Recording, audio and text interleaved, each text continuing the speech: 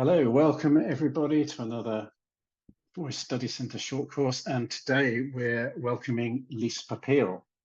Lisa Popeil has taught professionally in a variety of styles of singing for over 40 years.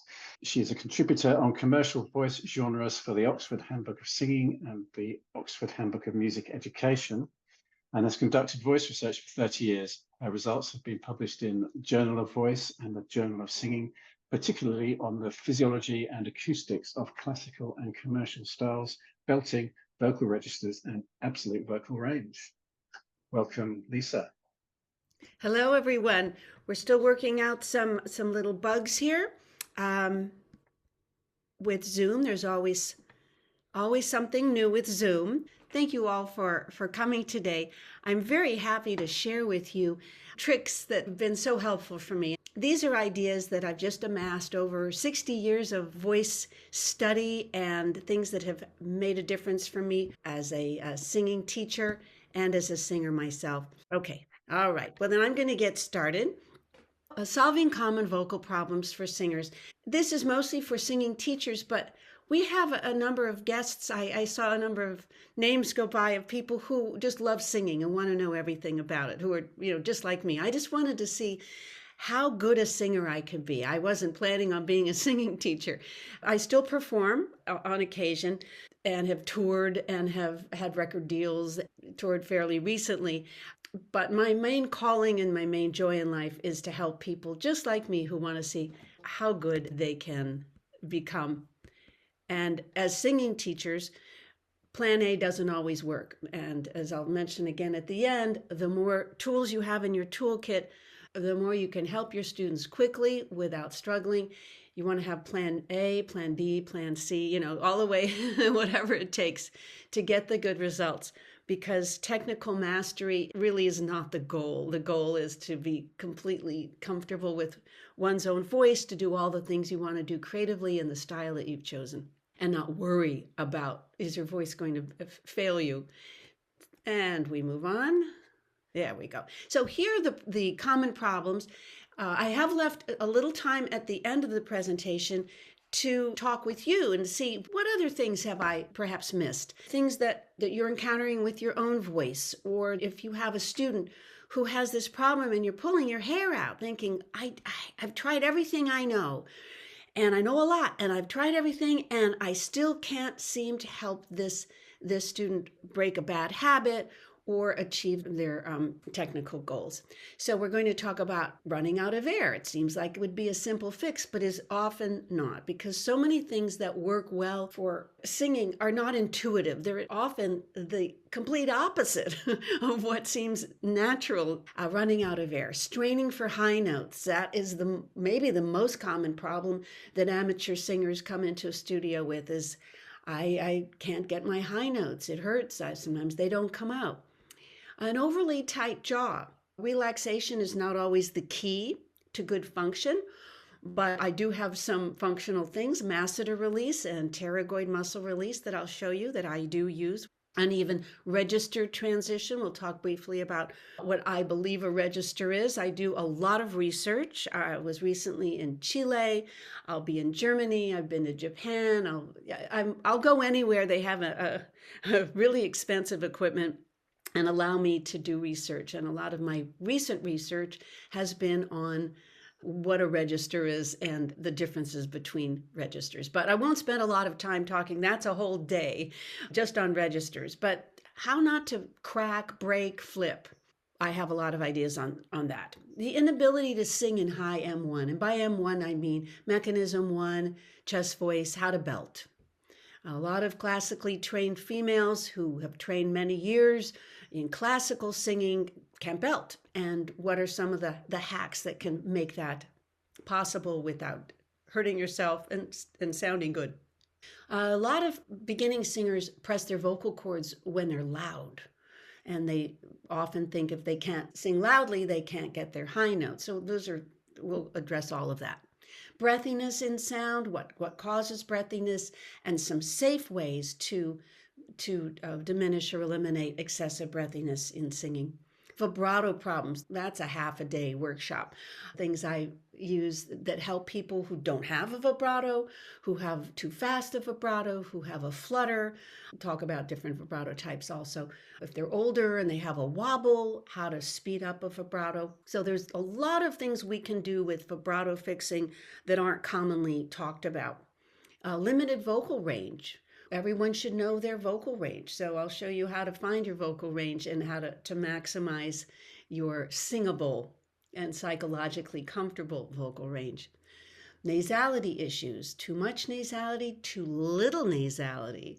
In classical, we're told that nasality is ugly and it's not beautiful, but if you're going to be doing commercial styles, you really want to have enough, otherwise you're going to sound not authentic. A dull sound, a sound that doesn't carry, how to have a ringier sound. So we'll talk about ring and how to manifest ring easily. Pitch problems. Some pitch problems are not fixable, but there are a lot of people who can improve tremendously with the vocal hacks I'll be sharing with you. Simple fixes for all. What I mean by this is, are there certain things that seem to fix a lot of problems? And in my experience, the answer is a very powerful yes. That posture and support are two ingredients that make a huge difference and often can fix long-standing vocal problems in a couple minutes. And you can get on to the songs faster, you can get on to performing and recording, and posture is one of them. It's important to keep in mind that the vocal folds do not vibrate themselves. Subglottal pressure in the outgoing airstream is vital to controlled and efficient vocal fold vibration. What that means is support, and I have a very precise manner of teaching support. Support is what creates the subglottal pressure, which makes the vocal folds work.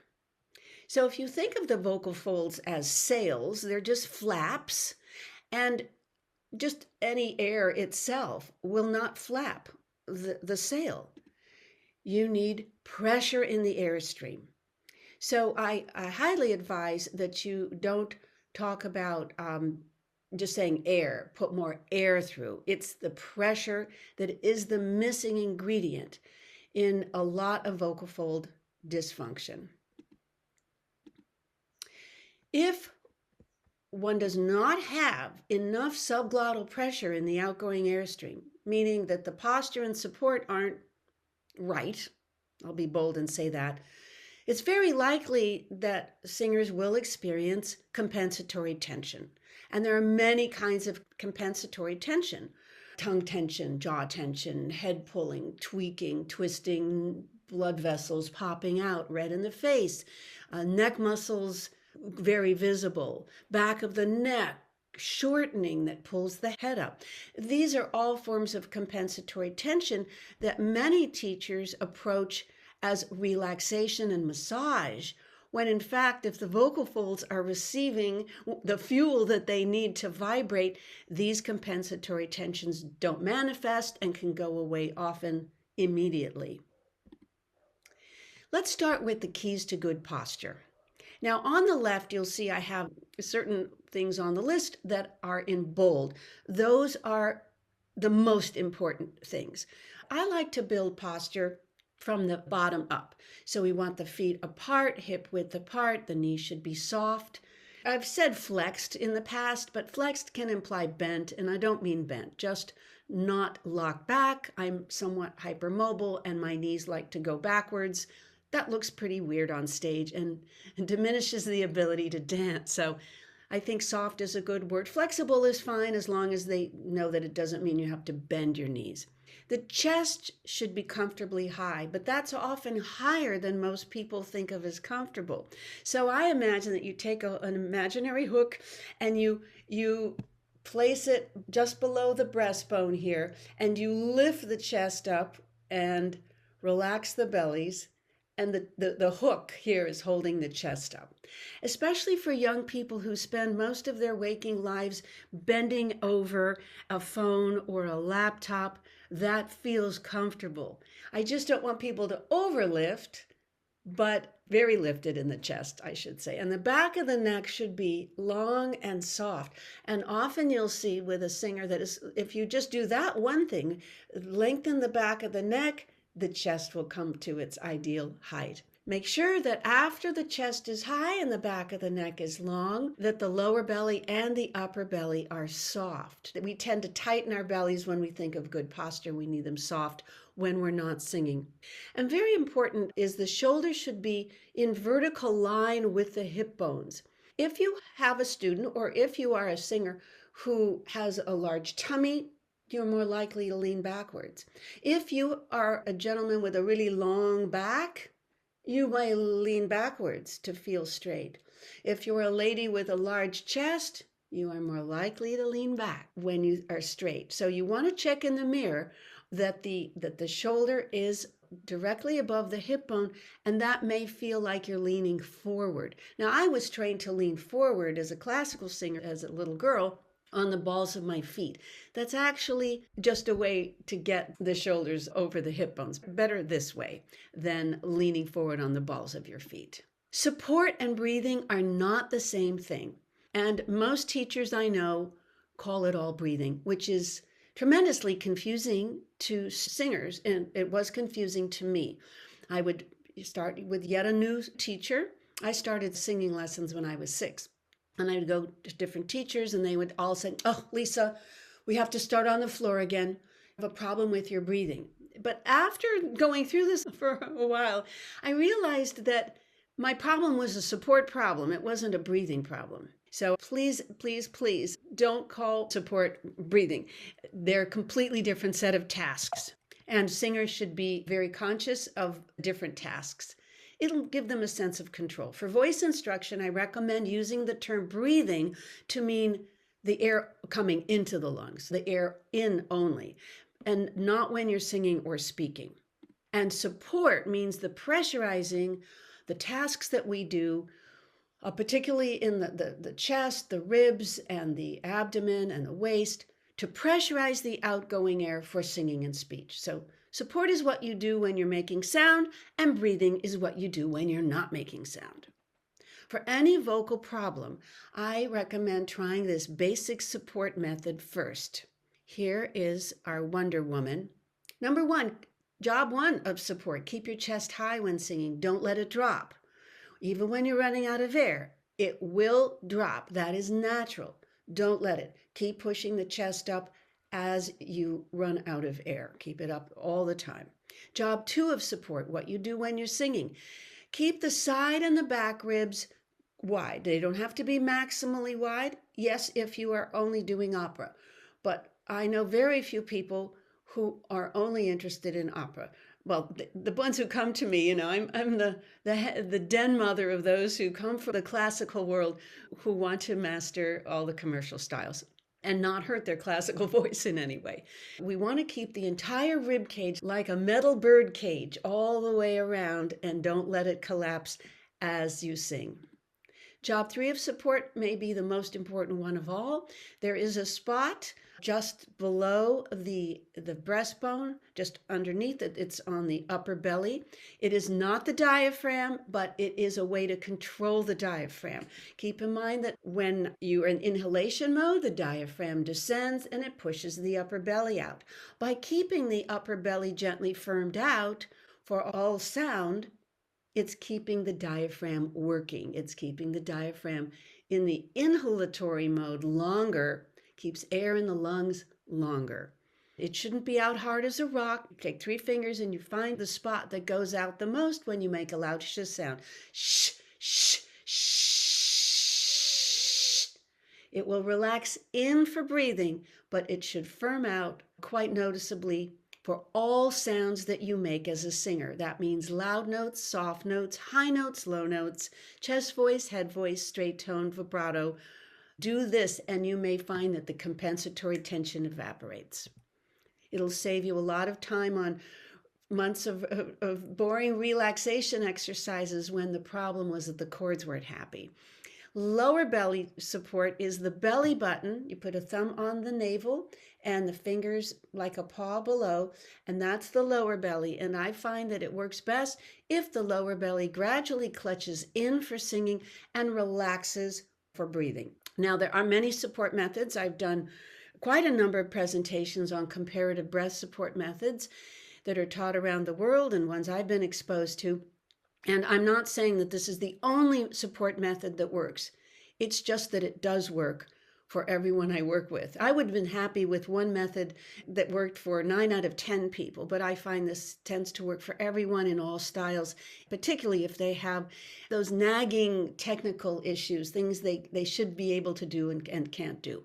So I recommend trying this. This was based on 30 years of experimentation, trying to figure out how to support so I could make my voice do what I wanted to do. Okay, let's start with the list, running out of air. You'd be surprised how many singers, beginning singers in particular, they just don't take a big enough breath before the phrase. And I think the reason is that in speech, in nature, we speak and then we breathe. We speak and then we breathe. But for singing, we have to breathe before we sing. And so the brain has to think, well, how long is this next phrase? How long is it? And then I have to breathe accordingly before. So, simple instruction, take a bigger breath before the phrase. Keep the chest high, don't let the chest drop at all. Keep the upper belly magic spot firmed out. Past the last note. Don't relax it on the last note of the phrase. You want to support past the last note and then you relax it for breathing. And this needs to be conscious before it becomes second nature. Push the side ribs and back ribs outward. Don't let them collapse just because they want to at the end of the phrase. And you can also push the waist outward. Put your hands on the small of the waist and you just push outward. It's another way to maintain an inhalatory posture of the torso while air's leaving the body. So you're really doing two different things. You're exhaling, as you're singing, air's leaving you, but you're keeping the body in an inhalatory mode. So it's kind of a lot of work and it's pretty unnatural until you get used to it. All right, moving on to straining for high notes.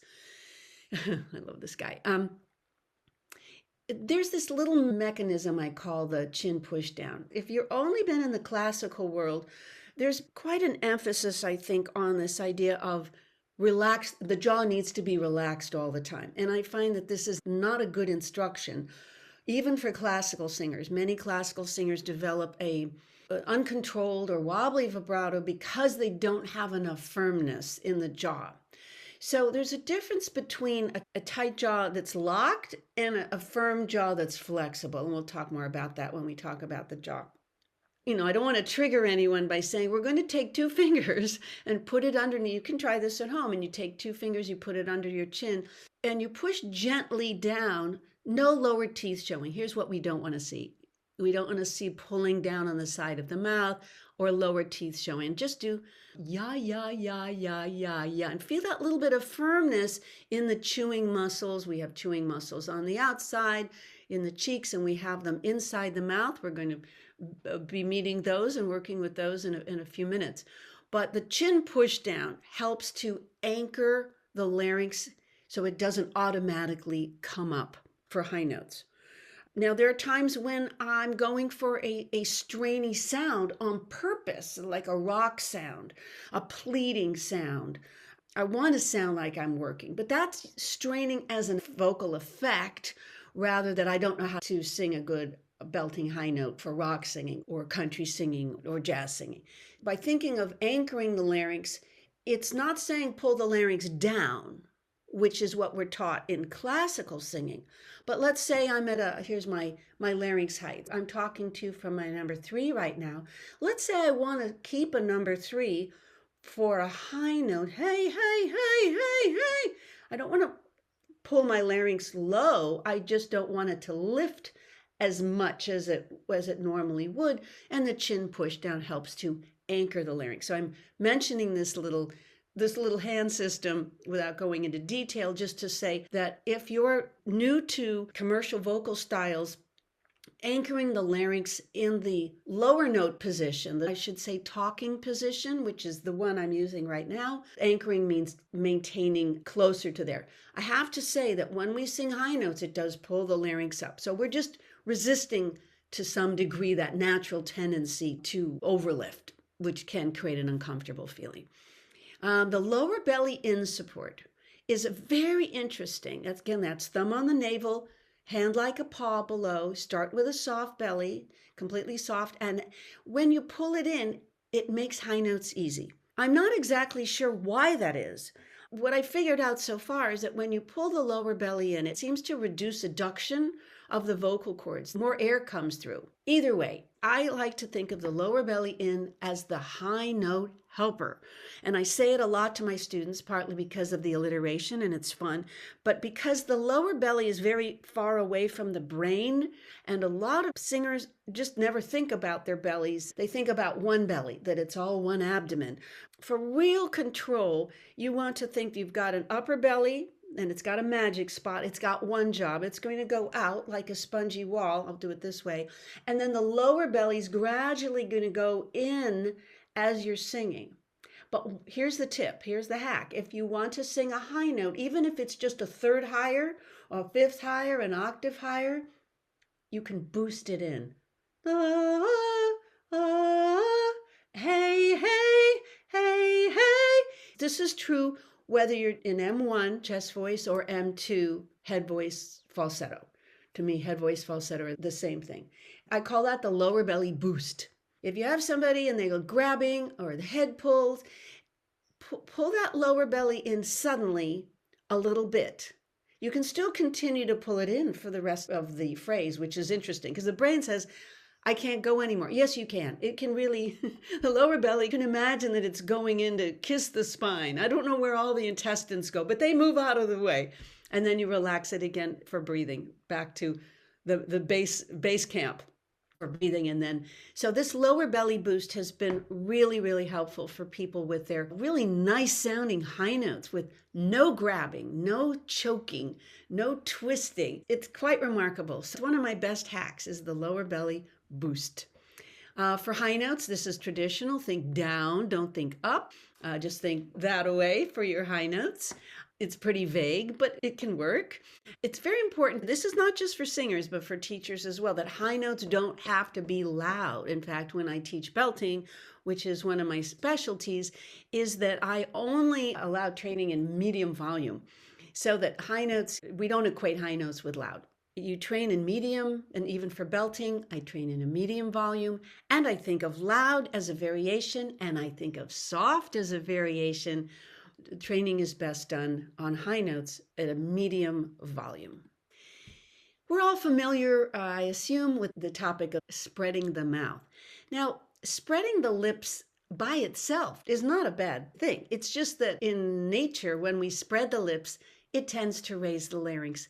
It shortens the length of the vocal tract and it increases the sound of shrillness, which people don't like. And you lose the body of the sound, what I call the beef. There's sizzle, it's like chiaroscuro, but it's the bright and the dark. The top frequencies I call sizzle, like if you're cooking a burger on an oven. And then the beef is the beef is that part. So high notes sound best and most rewarding to the listener when there's some beef in the sound. And the higher larynx diminishes the beef of the sound, and the raising of the larynx increases the sizzle, the high-end frequencies of the sound. So again, just doing things with your lips by itself is not a problem, but in general, when we're singing high notes, this becomes a kind of compensatory tension.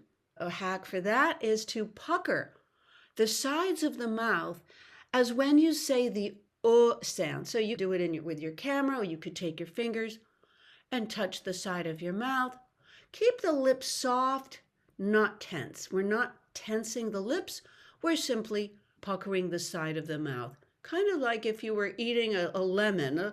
There's a sour feeling. This puckering of the side of the mouth will keep the larynx more vertically stable and reduce shrillness. All right, this is a big topic. As I mentioned earlier, an overly tight jaw means it's not moving. A lot of people experience overly tight jaws in their daily life. If they grind their teeth at night, they have temporomandibular joint disorder, they've had an injury, it's going to affect this very interesting and complex engineering of that. We have two sets of jaw muscles.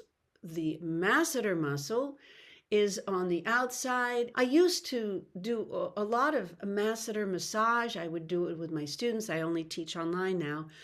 All the years that I taught in studio, I'd have lotion ready to help with masseter release. But I've come to really believe that the pterygoid muscle, I love that word, it's like pterodactyl with a silent P, you gotta love it. Thank you, Greek people, is inside the mouth. And I now work almost exclusively with that. I can do it online from my online lessons. I'm going to share with you how I use these. Now, I'm not a doctor, I'm not a licensed physical therapist.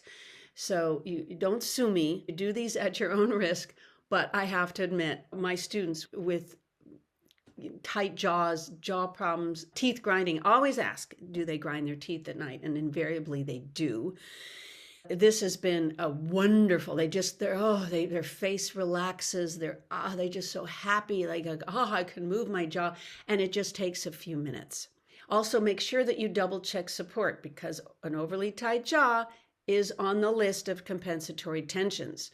And if there's not enough support, meaning chest up, ribs out, upper belly magic spot out, lower belly in, the support jobs, one of them is lacking, a person may compensate by tightening their jaw. All right, this is with the lotion. You take your 3 fingers.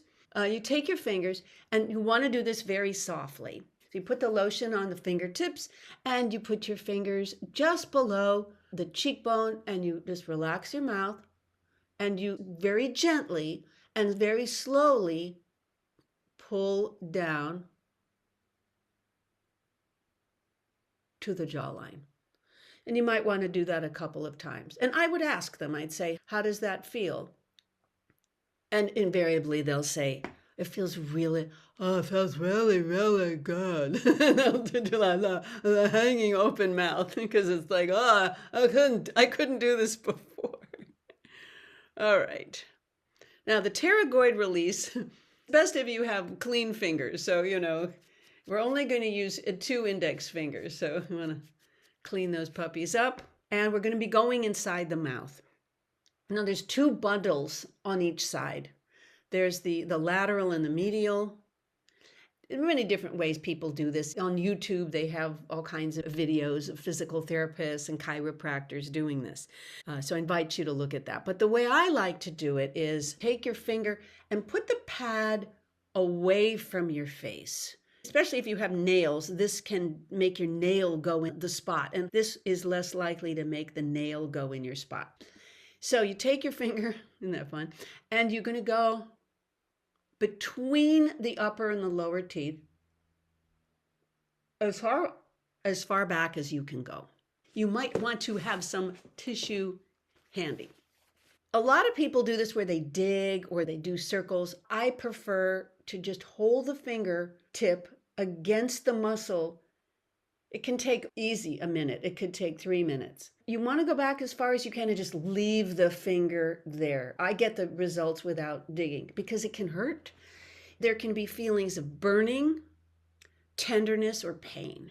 That's very interesting. Afterwards, I say, did you feel burning, tenderness, or pain? And they'll remark on that. Because sometimes it's only on one side. And I think it's important for them to know which side is having more tension problems than the other side. I don't know. It's just a part of self-knowledge, and singing is so much about self-knowledge. What else do I have here? Okay.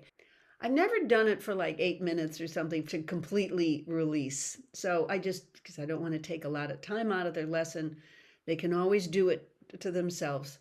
And then you do the other side and compare. Usually there'll be one side which hurts more. And then it just diminishes, sort of like butter melting. It's like, it feels better. Then we work on the lateral one. And for this one, you take the same finger with the pad forward, but we're going to be going in an upward way. And you keep your finger there. And sometimes you can feel this sort of weird stretching, burning stretching feeling, which is kind of a good feeling, but it's weird. It's unlike when other parts of the body get stretched, that doesn't have that burning feeling, but it does on that muscle because we use it all the time. And I don't do this with everyone, of course. I only do it if I notice that they're unable to open their mouth. They look like different people. Everything else relaxes. The neck relax. I don't need the piano, do I yet? And the neck relaxes. There's this sense of peacefulness, like they've rebooted, recalibrated. All right, and there'll be time at the end for questions. If you have any notes, try to leave about 15 minutes at the very end. I'm just guessing on timing. This is a brand new presentation for you guys. I've got a clock here. I'm going to keep a good eye on that. Uneven register transition. So I think of a register not as the sound that comes out of the vocal tract, but as a vocal fold vibrational pattern. In research that I've done in the Czech Republic, I noticed that M1 or chest voice on all notes of my range exhibited a clapping, the vocal cords were clapping, and in M2, head voice, which I also investigated with high-speed video on all notes of my range, that the vocal folds were undulating. Now, there were more things that we found, all fascinating, all groundbreaking, but as singing teachers, I think it's very useful to separate timbre, or what some people call vocal tract resonance, from the sound that's actually, and feeling that's actually coming from the vocal cords. Because I can do M1, make it sound like M2, I can do M2 and make it sound like M1, and I can do M1 and M2 on all 41 semitones of my range, which is standard 3 1/3 octaves. So a little bit, thank you for listening. I know it's radically new, but I've always been pushing the envelope. Will probably annoyingly continue to do so. The typical breaking is when people go from chest to head and back down to chest. It could be just one direction, it could be both directions. We can call this mechanism 1 to 2, back down to 1. The problem with chest voice and head voice, I shouldn't take the time to do this, and the reason I prefer the numbers is because chest voice and head voice have connotations based on classical singing. That chest voice, you have to feel vibration in your chest, and head voice, you have to feel vibration in your head. Chest voice is for low notes, head voice is for high notes, and I'm continuing to research that. Since I can do chest on any note and head on any note, register identification is unrelated to pitch, and it's unrelated to where you feel vibration. So again, thank you for listening to that. We'll see what happens another 10 years, but chest, especially for classically trained people, can have baggage that is hard to go away. Best to just use different words altogether. When you think up, if you think back, it seems to really help. If you think up, there tends to be more of a break in some people. The best way to think backward, I've found, since many people are kinesthetic, not all, is you take your thumb, either thumb, your creative thumb. My creative thumb is my left thumb, but I could do either one. And you put it at the level of your vocal folds. Don't touch your neck, just away from your neck. And as you go higher, ooh, ooh, you think backward. As you descend in pitch, you think forward. Now, you could do it with this finger, or you could just do this with your hand. Ooh, I hope you're trying this at home with your mute on. Ooh, ooh. So this is a siren, a typical chest to head to chest siren. And for a lot of people, doing this immediately gets rid of the break. So thinking horizontally, the voice box is not lifting, it's not lowering, it's stable. And the vocal folds they're being thought of as like rubber bands, and you're just pulling on the rubber band. It can train the vocal cords to do this gradually and smoothly, and you just think, you just have this different image. But thinking up and down is not beneficial. Not everyone has a register break, but for those who do, I would try this. There is what I call the magic formula, and it's a little complicated, and I apologize for that. But this helps people, particularly for taking M1 up high, for belting. Ah, ah. And what you do is you increase your upper belly out support. That's just the magic spot, firms out. So you're gonna sing higher, but you're increasing your subglottal pressure. And then counterintuitively, you think backwards to stretch and thin the vocal cord. That's the stretcher right there. And don't sing louder as the pitch rises. So you're controlling your volume. Ah, ah. That's all chest voice. It's all a version, a form, an ever-changing form of M1. Number one, number two here don't go together. I'm going to increase support. Well, none of them go together. I'm going to increase support. I'm going to thin my chord, and I'm not going to get loud as I get higher. If you can do this, you can practice it on an A vowel, an A vowel. I could do it on it. Eventually you want to be able to take a chest voice or talking sound up to your highest note or close to your highest note. Not everyone can do it to their highest note, though I support people who want to, keep experimenting to see if they can take their M1 up to their highest note. This is, again, a complicated formula, but if you can explain it really simply, you can, well, of course, this isn't a registered transition. This is so you don't flip into head voice. One of the problems with registers, which is why this warrants probably another 2-hour workshop, is our tendency to not know which one we're in. And I have hacks for that too, but I didn't include it in this one. I didn't want to get tied up in the cesspool that is registers. I think it's important to always know if you're holding a note, you want to know which one you're in. And there's a sound and a feeling in the vocal cords. The M1, chest voice, feels meaty. It feels like there's meat. There's more meat. And it's a fuller sound. Doesn't have to be loud, but there's a fullness. And in M2, aka head voice, aka falsetto, the vocal folds, there's a feeling of ease on high notes, a kind of easy, even a hollow feeling, and it doesn't feel as meaty. You can make it sound really loud and really resonant, but it's less meat. Get into the whole vocalis muscle thing. Now, a lot of guys I notice, they have problems, they clunk.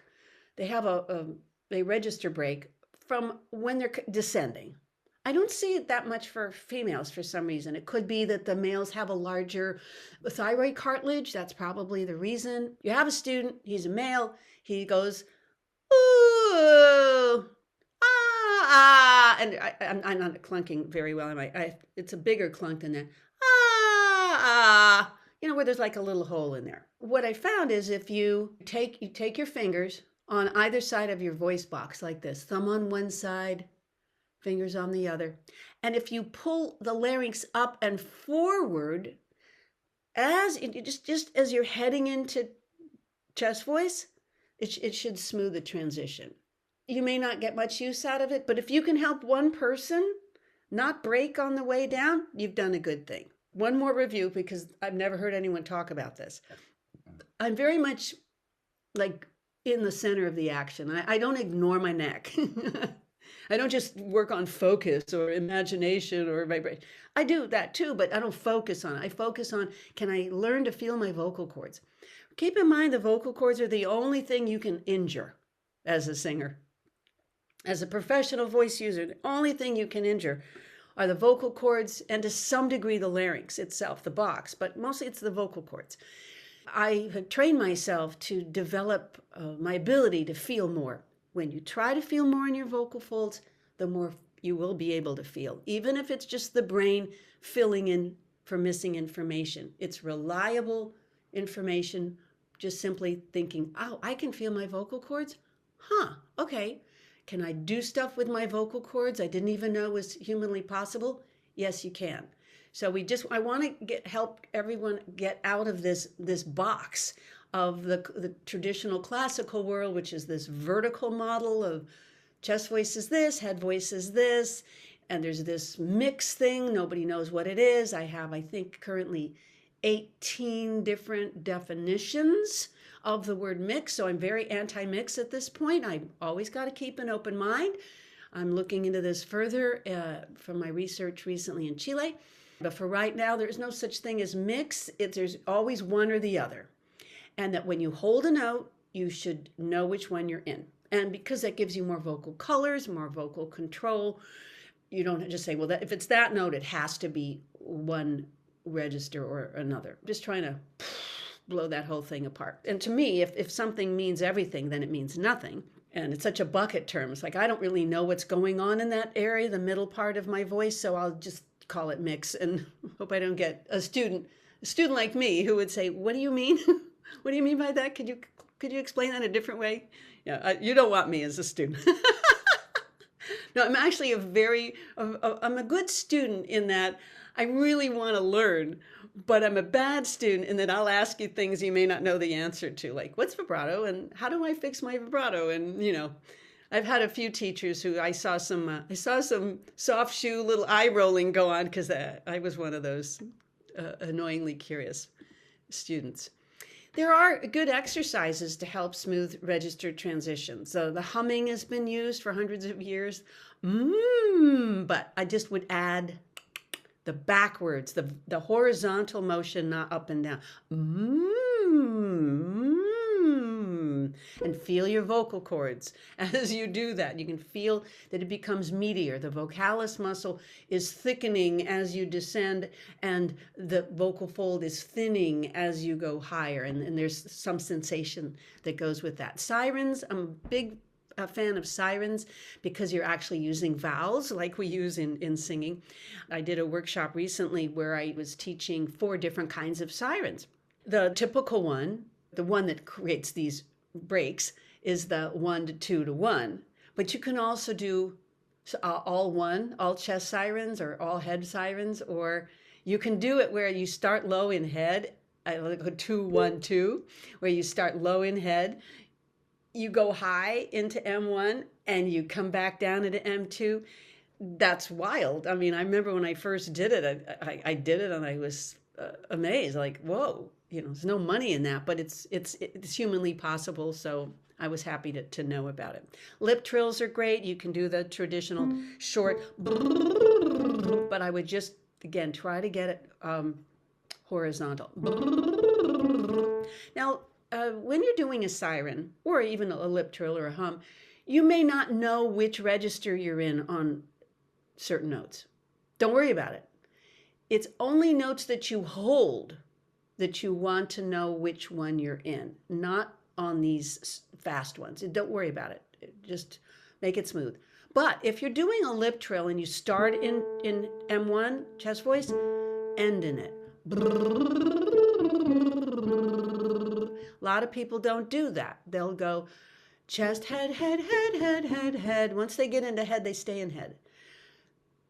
I have a more complicated exercise where I do a pattern and I do it like, I'll just use the numbers, mechanism numbers. Let's say 1 1 2 2 2 1 1, or 1 2 2 2 2 2 1, or 2 2 2 2 2 2 2, or 1 1 1 2 1 1 1, or 1 1 1 1 1 1 1. So but I'm not singing the numbers. I'm just demonstrating that you can do lip trills for really nice register control, and they should all sound smooth and easy, but you're actually changing the pattern of the vocal fold vibration, which is amazing. Sometimes to smooth register transitions, you might just need a little help with the vowels, little vowel helpers. So you could go 8 5 3 1. A lot of people do that badly. They go ooh, ah, and they think chest is really loud and heavy, and they got to feel vibration. None of which is true. It's just chest is just this talking sound. So you can do what you can do.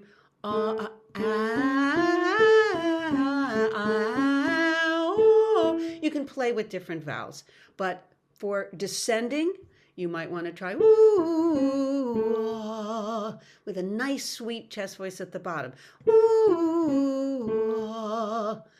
Again, if you think of chest as low, loud, heavy, and resonant, you're more likely to experience breaks, flips. All right, moving on. If you're a female and you've studied decades and you're a beautiful classical singer, the ability to take chest voice up high is going to feel frightening, scary, wrong, very wrong. Don't panic. I have hacks for that. First of all, I'd like to introduce this idea because I think it helps psychologically, that belting doesn't have to be yelling. It can be a form of calling, projecting your speaking voice. And I want you to just go with me on this, that M1, chest voice is just your talking sound. So by reframing this idea that belting is just taking your talking sound higher, helps people not be so scared of it. As you're experimenting with belting, even very high belting like I use for R&B, where I'm doing these R&B runs, all the way really high, gospel sounding runs, by thinking that it's just an extension of my speech, is better than I've got to yell, I've got to shout. Now, some people are helped by learning to yell, but most people, it's about calling, about projecting your speaking voice. Most singers don't go to the football games, soccer games, and scream their heads off. In fact, in my workshops, I'll show, this is a singer, this should be a singer on a roller coaster. No sound. Singers have to protect their little golden puppies without the vocal cords, and they're tiny. Your vocal cords may be as small as that fingernail. They're very small, and they are hitting each other thousands of times every day. So we want to protect our little golden puppies so they'll be there for us when we want to make sound. By redefining belting as an extension of speech on high notes, it can take some of that anxiety and the fear away.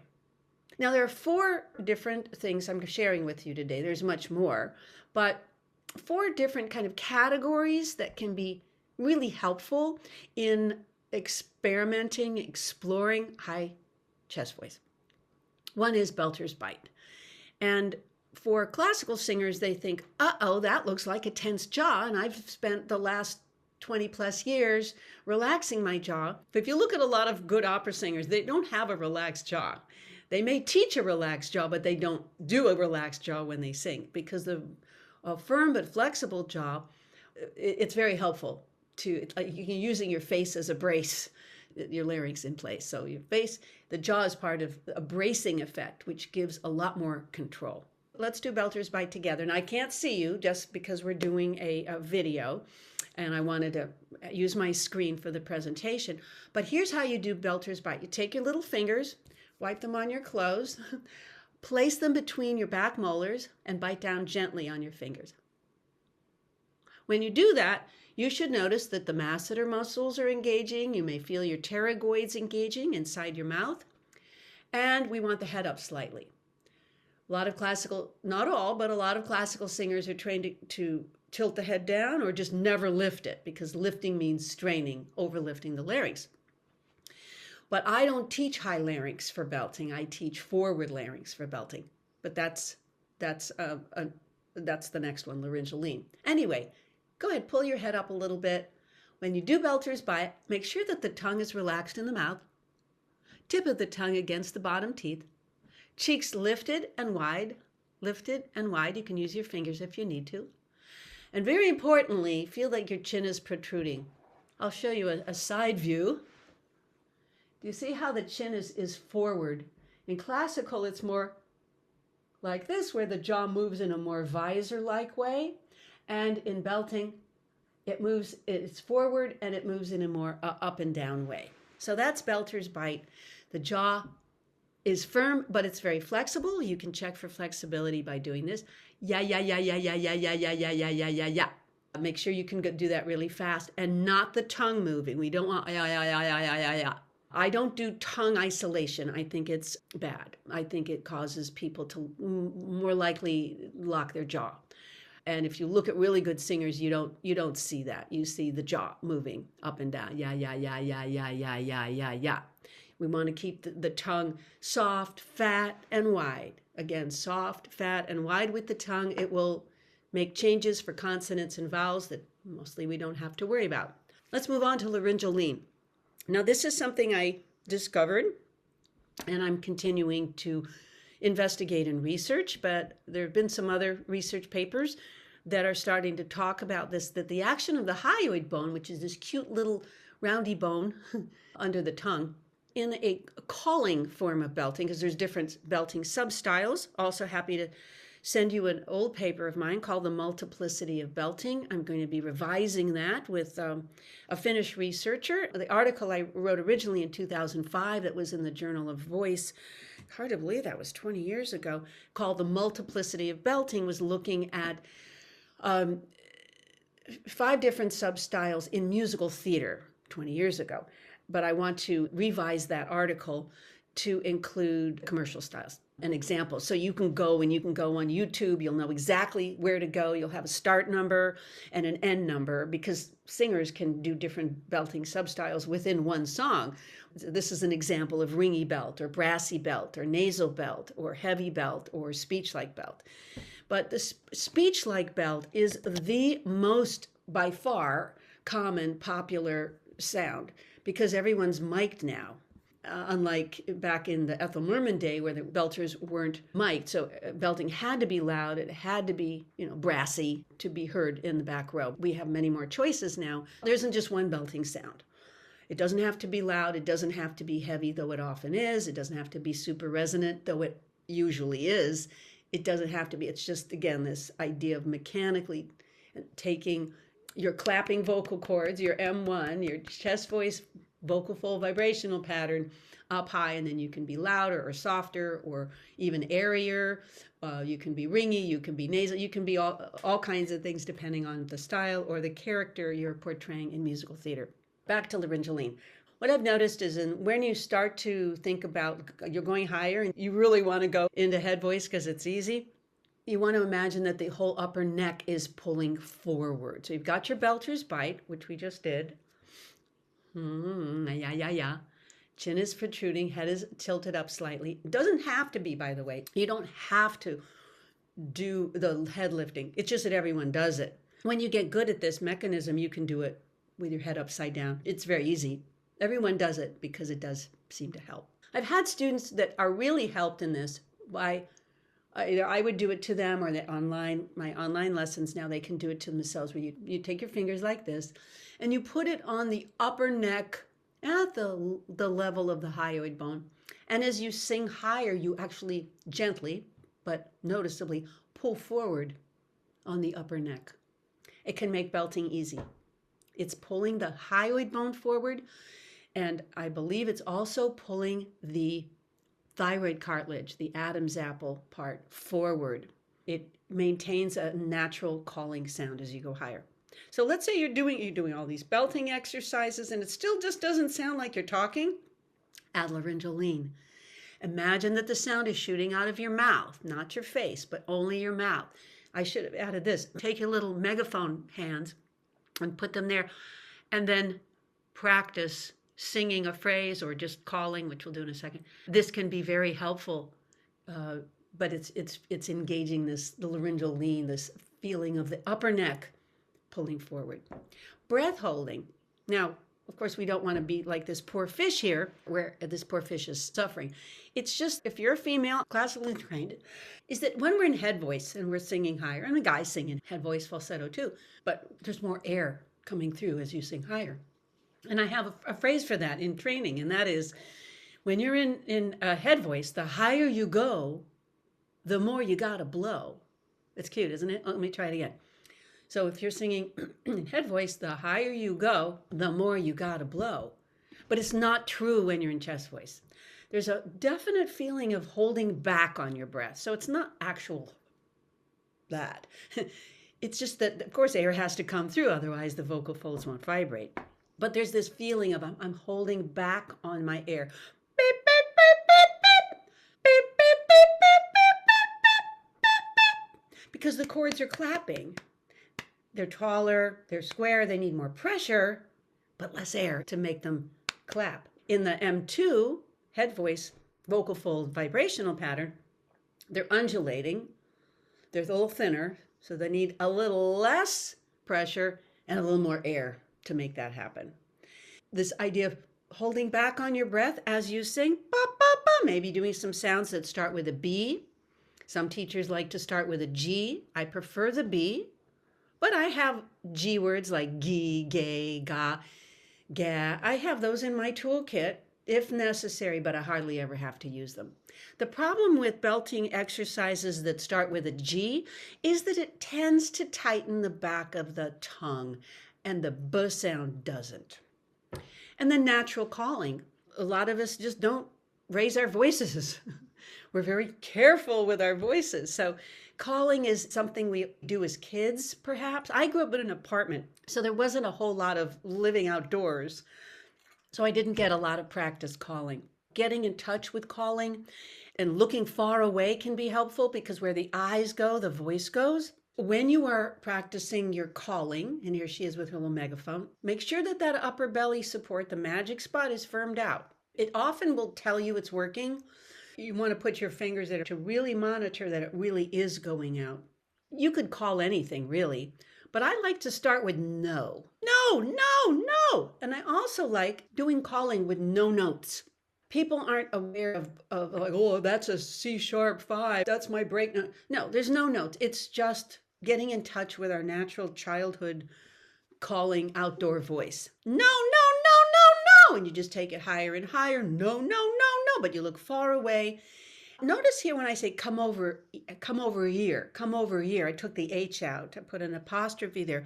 And that is because some people, or challenges belting, have a problem with H. I don't. You can get it where it's come over here. But some people will crack on the here. It'll go into head voice. Come over here. You want to continue that breath holding. Go over there.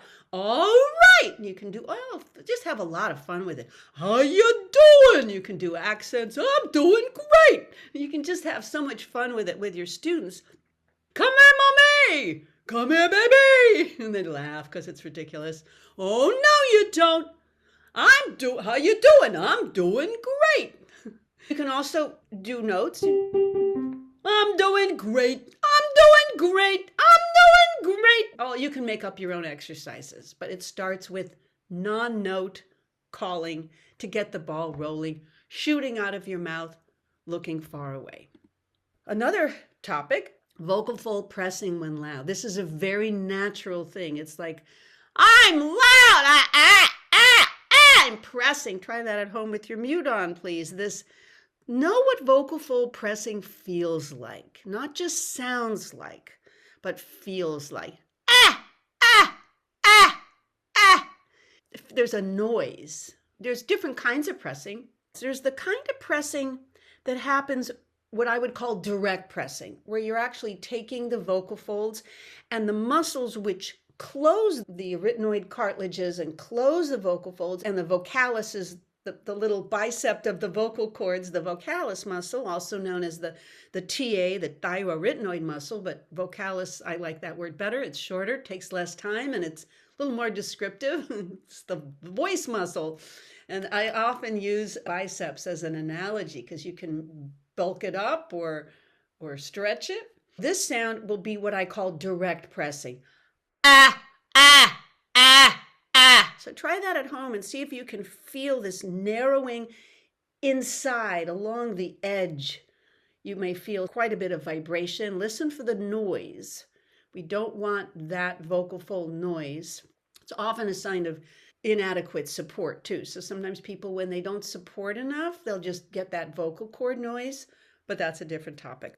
Passive pressing is where we're taking more the muscles on the outside of the voice box and squeezing them. And the vocal cords are a little looser here. And this is a rarer thing to do, but since we have the time, I want to have you experience this because you may not hear this elsewhere. This is the passive pressing where you're squeezing the cords, but from the outside of the voice box. Here's a sample.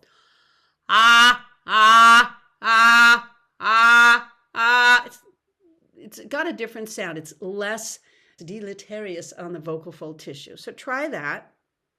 It can be quite loud. There's not really much use for that. And then some people do both. It won't kill you to experiment with it. We're going to try to squeeze direct and passive.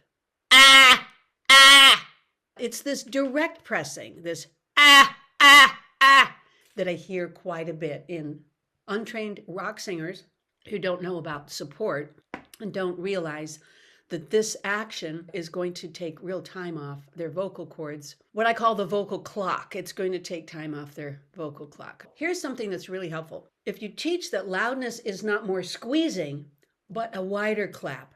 When I'm louder, there's a wider excursion of the vocal fold. So here's how you can teach it. Really makes an impression on students and will help them not press their vocal cords. So what you do is you take your hands and you just say, this is soft singing. And you have them say that. This is soft singing. This is medium singing. And this is loud singing. Notice that I'm not whacking my hands together. I'm just doing wide. So thinking wide for loud is not only, I believe, scientifically accurate, but it reduces vocal fold pressing. Another thing you can think of is just think wide. Many decades ago, I would teach, imagine you have this bow tie and it's wide, or do this with your hands. So when the louder you are, the wider you are. And it's a really quick fix to a very common and natural, intuitive problem that singers do, that, why I get hoarse, I can't last. I've got 4 sets at the club and I can't get through it. Oh, remember again, I mentioned earlier about the lower belly in support.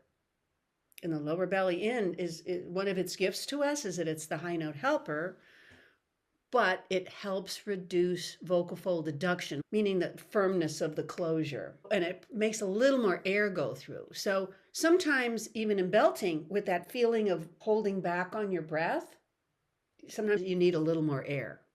And the lower belly in will take care of that, just like that. You gotta make it go in. Singers and teachers ask me, should I just let my lower belly go in? And the answer is, no, you wanna make it go in, because the bellies they lie. I liken them to teenage boys who'll say they took the garbage out, but they didn't. It's like the upper belly will tell you it's working and it isn't. And the lower belly, it's going in, yeah, maybe a little bit. When in doubt, if you're still sensing that you're having vocal fold pressing on loud high notes, pull your lower belly straight in towards your spine, not in and down, not in and up, and definitely not down and out. That's the worst for high notes. I probably should have mentioned that earlier in the high note section, but that's not a straining problem. It's a support problem. I'm sure there are some rock singers who push down and out all the time, or straight down, the dump, the diaper. You may be familiar with those terms. I'm not saying they don't work for people, but do they work for multiple styles? Probably not. And do they work for a lifetime of healthy singing? Maybe not. They may get you a sound that you like for your band, but by the time you're 70, your voice could be shot or you've lost your high note. So I'm always looking to make sure things are simple, memorable. I don't want someone taking lessons with me for 20 years. It's not like the old days where you lived with your teacher and you had no life except that teacher/God. I want to empower people with things they can get to what they want to get to sooner than later. Making things simple and memorable and using other senses like visual or kinesthetic. Different people have different learning styles, but I often look for what is that person's learning style. And there are a lot of people with learning disabilities who come as singing students, which I'll also talk about. Breathiness. Breathiness is generally not a problem unless you're working with teenage girls. That seems to be the most problematic. So females, turns out, also have a voice change, not just boys. And the female voice change is often heard as a breathiness in head voice. Now, I've had a few that no matter what I did with them, they were still breathy in their head voice. So we moved on to belting. Number one, the belting may have actually helped strengthen all the muscles of the larynx. And again, by belting, for those of you who are coming in late, I don't think of belting as always loud and always resonant, and always brassy. It's just an extension of speech or calling or controlled yelling up high. So we'd work on belting so that they could continue their vocal development. They could audition for shows at their school. There was a waiting element too. So just like in male voices, things don't grow at the same rate. Same thing for the females. They have less hormonal change, but things are still growing and not at the same rate. And that can exhibit itself as breathiness. So by focusing on belting songs, number one, it's going to strengthen the entire laryngeal mechanism. 2, it'll keep them singing so they don't quit. And 3, you're giving an extra time where everything can settle down in terms of growing. And then when you come back to classical singing, they're fine.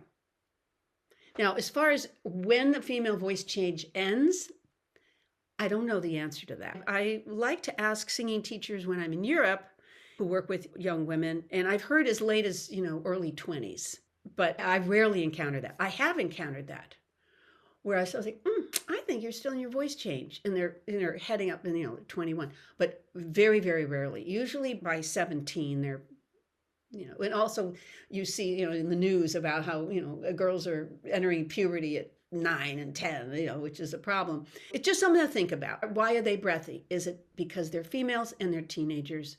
And by using some of the, expanding your ability in commercial styles, you can keep them singing, keep their confidence up.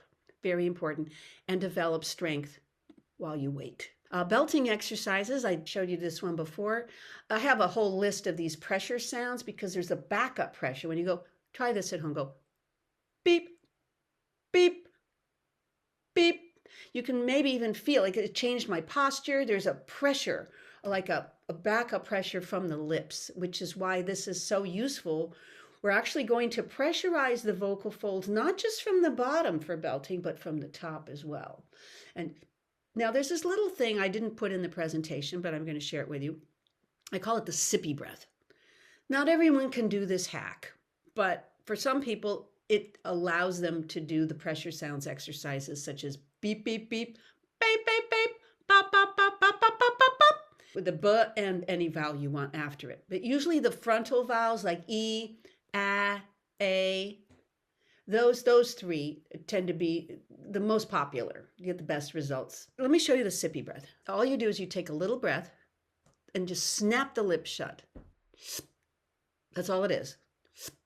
And then right away, this is very important, right away, without taking a breath, you do the beep, beep, beep. Beep, beep, beep, beep, beep, beep, beep.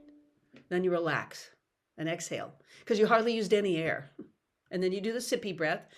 And when I do the sippy breath, you may notice that your support engages. Upper belly out, lower belly in. Beep, beep, beep, beep, beep, beep, beep. Beep, beep, beep, beep, beep, beep, beep. Beep.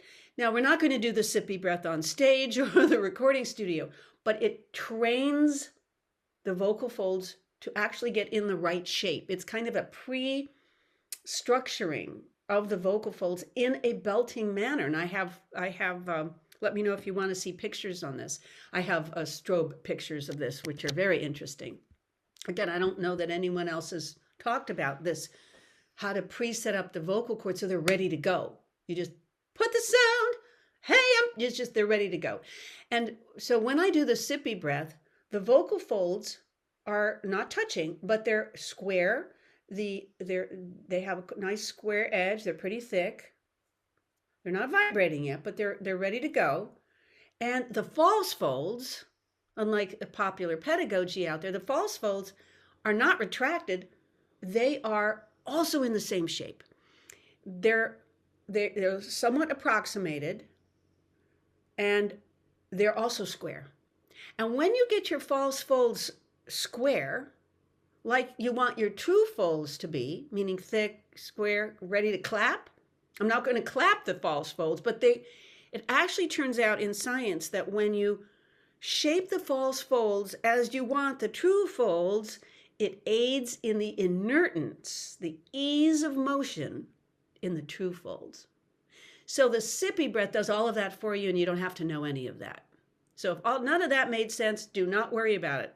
Sometimes I get a little technical for the tech heads, the total voice geeks out there. So try the sippy breath again. Feel your support pre-engage. Beep, beep, beep, beep, beep, beep, beep. And then you just play with that up and down the range. The other thing about these pressure sounds is that they create a really nice adduction, a nice closure of the vocal folds, but without vocal fold pressing. It's extremely efficient use of the vocal folds. They make a lot of sound with minimal force and maximal time on them before they give up and you get worse. Okay, so we talked about that. It's a sense of holding back on your breath while singing, but we're going to use it for breathiness. So you can actually do the sippy breath prior to doing head voice.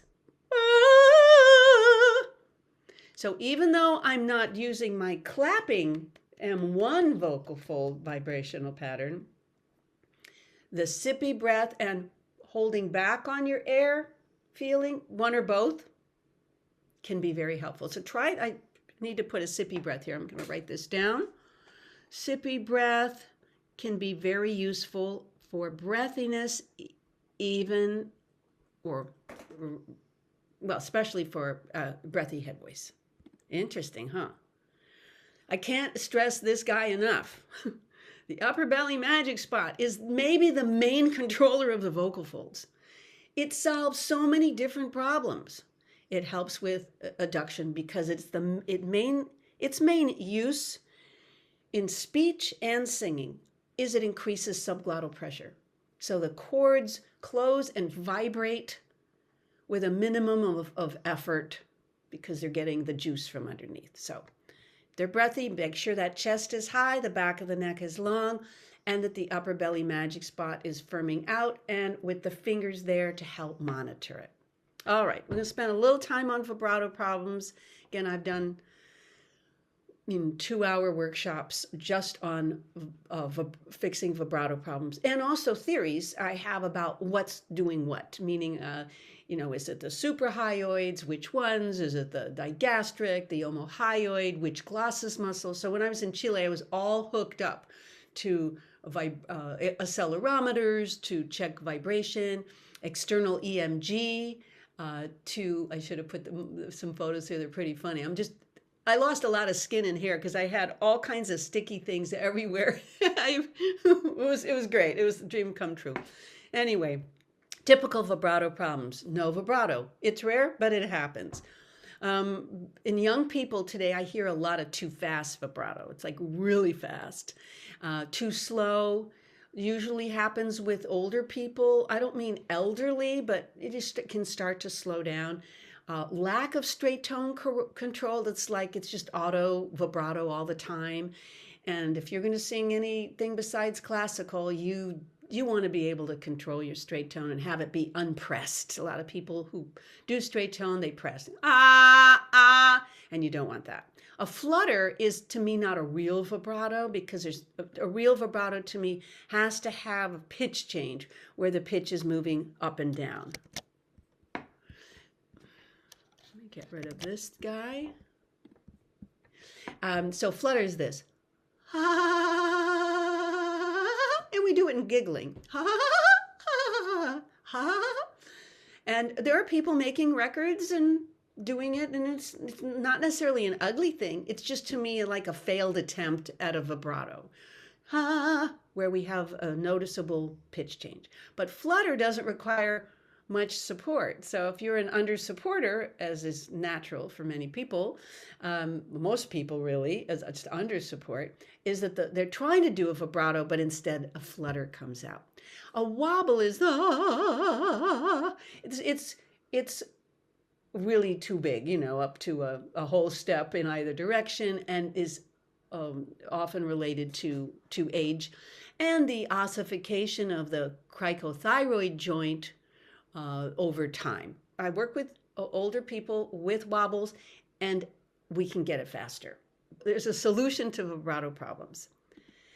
One of the set of hacks or categories for fixing vibrato problems is you can actually jiggle body parts, because vibrato, there's wiggling going on somewhere in the neck area. And we have individual vibratos, different natural vibrato speeds, but I like to think I can make mine a little faster, a little slower, and I can use different vibrato types for different styles. The speed of the jiggling should match the desired vibrato speed. And you can do it to them with their permission, of course, or you can, on my online lessons, I have them do it to themselves, but I watch very carefully that they're jiggling not too fast or not too slow, whatever the goal is. So if you firm your upper belly magic spot out and you put your fingers on it and you dig into it at the vibrato speed that sounds pleasing, or is it the one you're working on, it'll often create a very natural, pleasing vibrato. Now, there are people with slow vibratos who are loved, and ones with overly fast vibratos that are loved.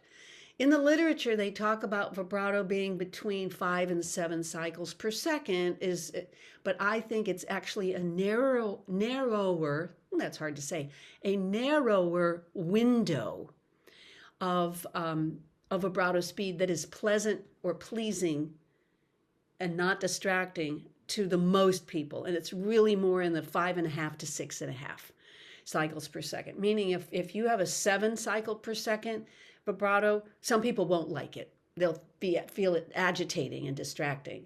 Likewise with a slow vibrato. So my vibrato has a tendency to be on the slow side and 5.5, but I can speed mine up with consciousness, and I use hand gestures. All right, back to jiggling. Other things you can jiggle is you can actually move the voice box up and down. And by telling students that we need to get the voice box to wiggle. Now, it wiggles in different ways. It's not just a vertical wiggling in many people, like this is in me, mine wiggles, but also there can be visoring between the thyroid and the cricoid cartilage. And this, if people just do this kind of vibrato, it's a little more among women, it results in a faster vibrato. So I can't do this one. I can't do it where it's just that. I also have the whole business, the whole box moving up and down. So there's, again, personal tendencies, but there's hope. Don't just say, well, when you're all hooked up, this is what I heard, which drives me crazy. When you're all hooked up, your vibrato will come. It'll appear like some magical little butterfly.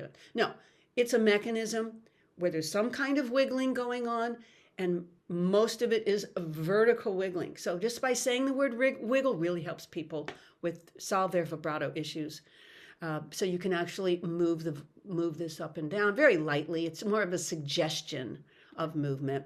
Also, some people, there's a little bit of excess of tension under the tongue. And I've had some results where I take a finger and I do it very lightly.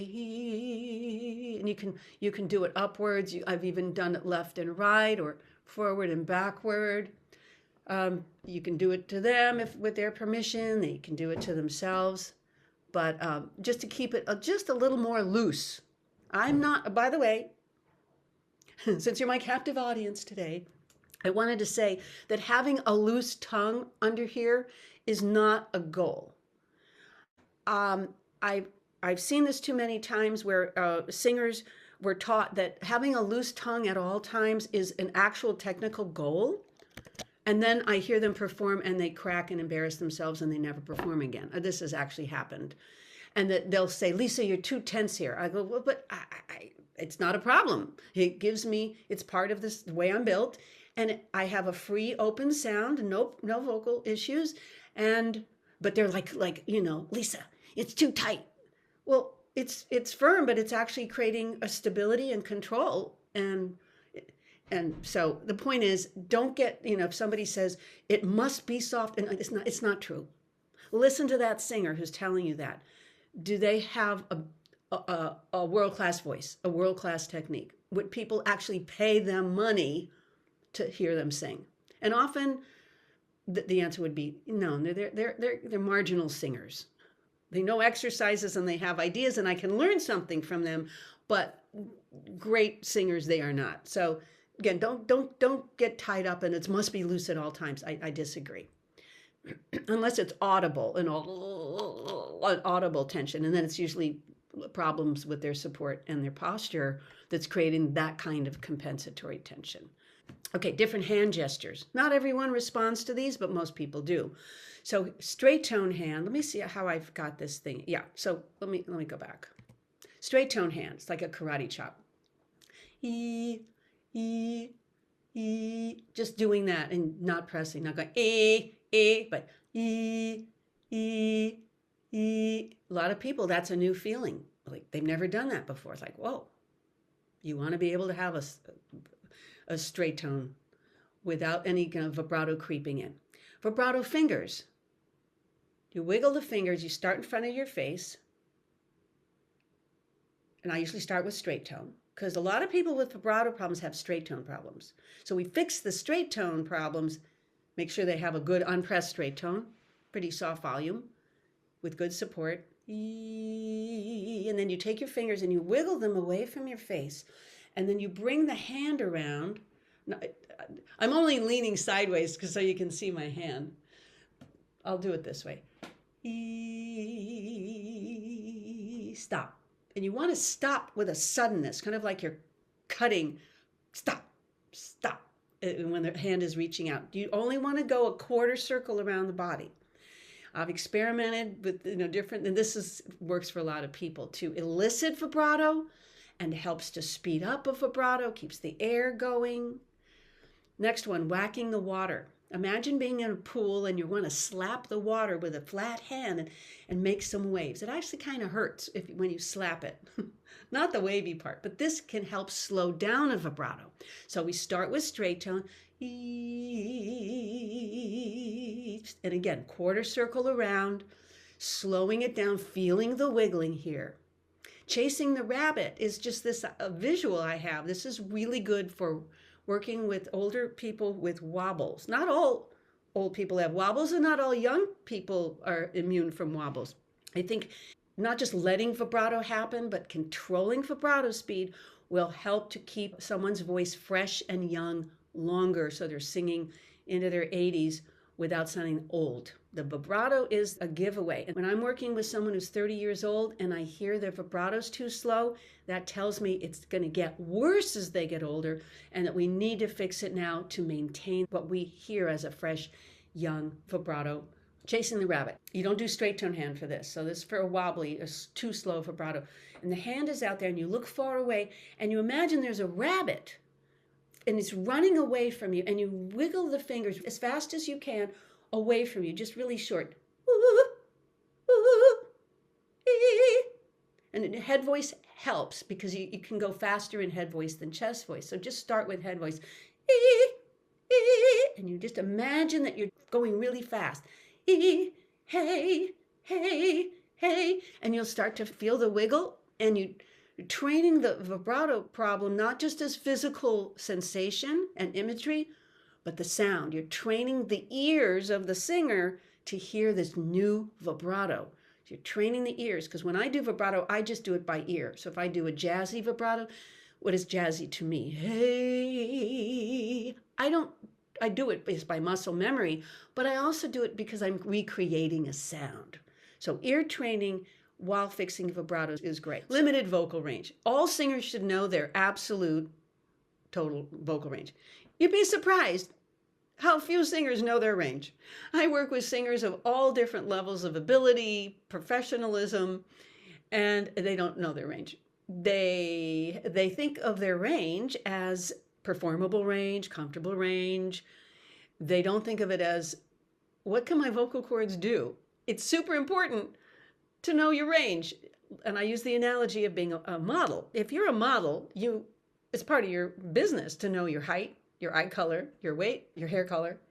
But singers don't actually know which pitches the vocal cords can phonate. How can you expand your range if you don't know your range? So your range is somewhat predetermined. It's predetermined genetically by the size of your vocal cords and also the general flexibility of the body. So if you have a student who's got a 4.5 octave range, and they're all the notes are good, they all sound performable, and you go, they're usually hypermobile. And I ask them, can you touch your thumb to your arm? Oh yeah, I can put my leg over my head. Now, some forms of hypermobility are one joint only, but other people are just hypermobile all through their body, and they don't know it. They don't know they're hypermobile. They'll say, what is it? And I'll show them the Wikipedia page with the whole double jointed. This is not double jointed. Or I'll see that their elbow goes backwards. And often I'll take the risk and ask them, do you have digestive problems? And half of them say, yes, I do. Check with your doctor. It could be related to your hypermobility. Anyway, general flexibility, it results in, usually, there's no rules about anything, longer ranges. But most people who I've checked over the decades have 3 1/3 octaves. And that's much bigger. If you look at people write articles about their range, they go, I have a 2 octave. No, actually, you have probably a 3.5, if not more. 3 1/3 octave range, excuse me. So the most common vocal range is 40 to 41 semitones. I have 41 semitones. I'm a mezzo. I have a low A and I have a high C sharp. When I was 25, I had a low B flat and a high D. By the time I was 45, I had lost a half step. So it's good also as a baseline to know I'm a certain age. Here's my range. Did it change over time? Because of hormones, probably. Real quickly, because a lot of you know this already, the main controller of nasality is the soft palate.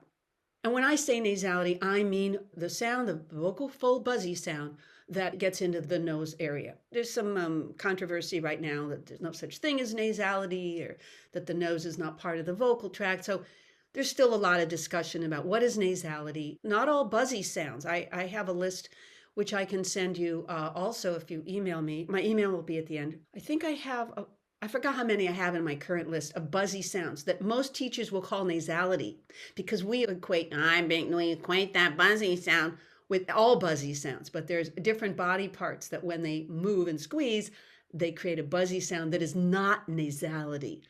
But that's another workshop. The higher the soft palate is, the less nasal you are, the lower the soft palate is, the more nasal. Less nasal, more nasal, and it's not an on and off switch. It's a dimmer switch. So there are certain styles where you must have more nasality.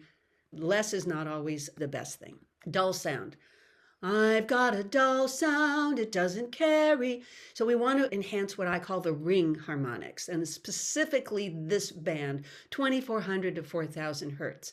And if you look at good singers, you will see ick face. They don't know they're doing it, maybe they weren't taught it, but ick face is this idea that when I'm in the presence of something really foul smelling, I'm going to protect my lungs naturally, intuitively, by pulling up on the side of my nose.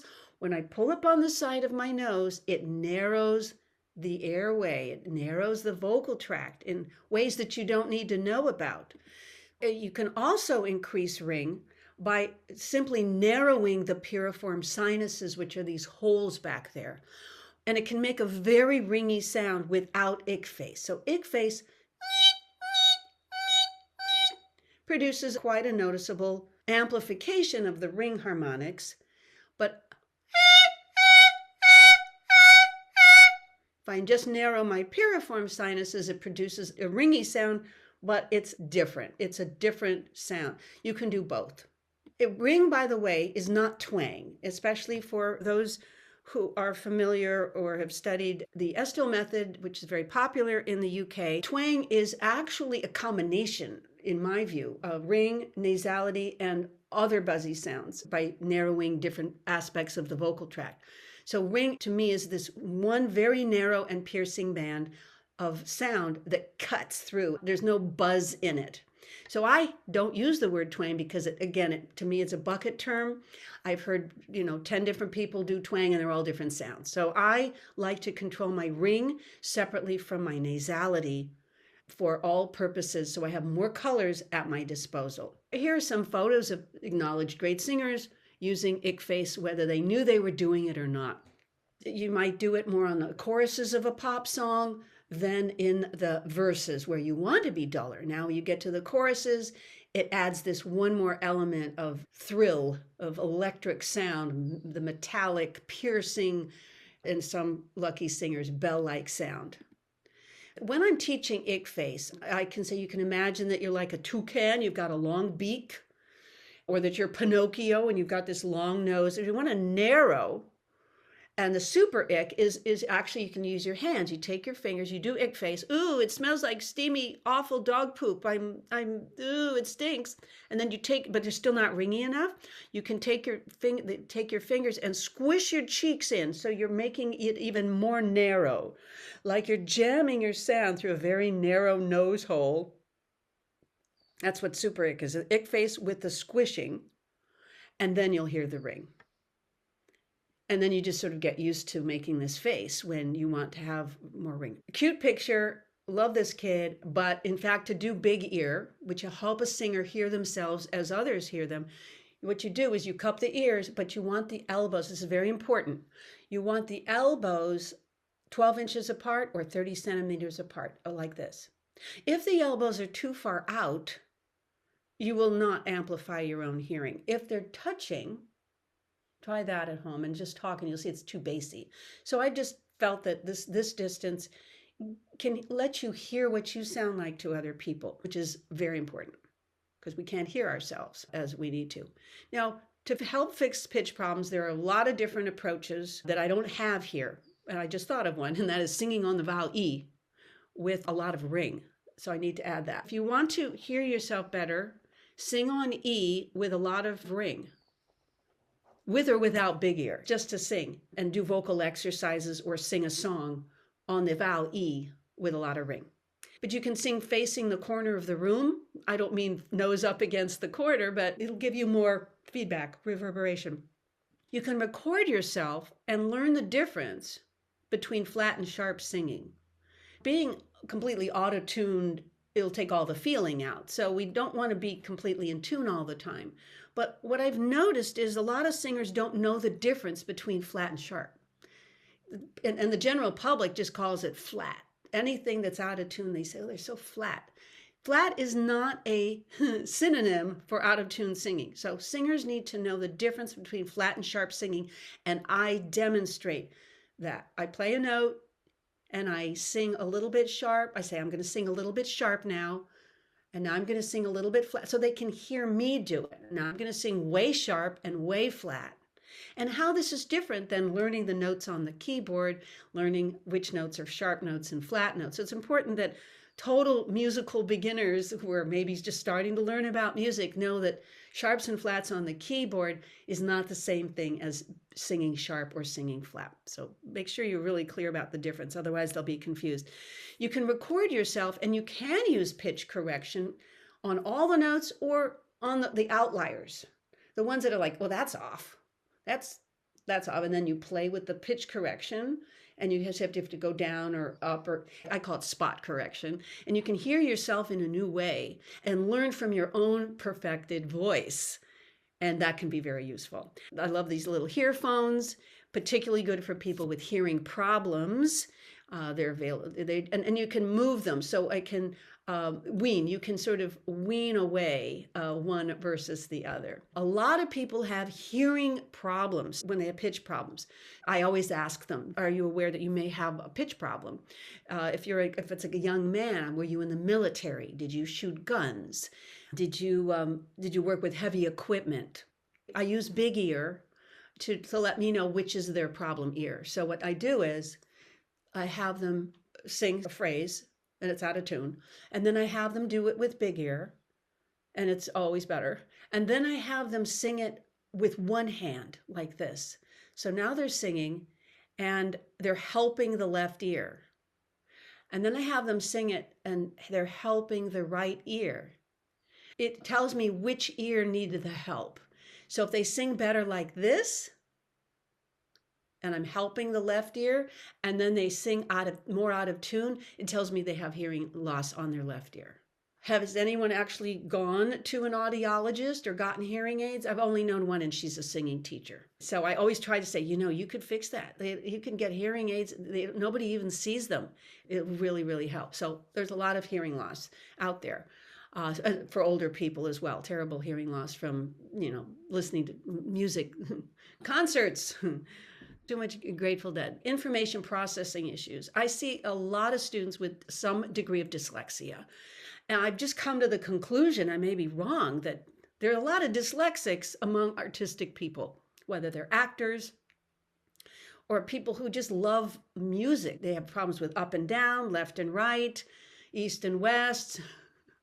Thank God for GPS, right? Because the dyslexic, they're lost just trying to drive around their own block. And there's other information processing issues that people may have that is not dyslexic. But dyslexics have to work a lot harder. Some of them can never really master their pitch enough to be paid for it, to be hired. But to enjoy their voices and to sing at karaoke and parties, yes, they can develop. It just takes more effort. I like to teach singers to play the notes on the piano, in particular the semitone scales. I teach them the letters and I have them play because I feel like touching, hearing, and seeing together. They're touching the note, they're matching the note, they're touching, they're seeing, they're singing in a comfortable area can aid in pitch accuracy. Because a lot of dyslexics particularly don't have a sense of up and down right or left. So it's just confusing to them.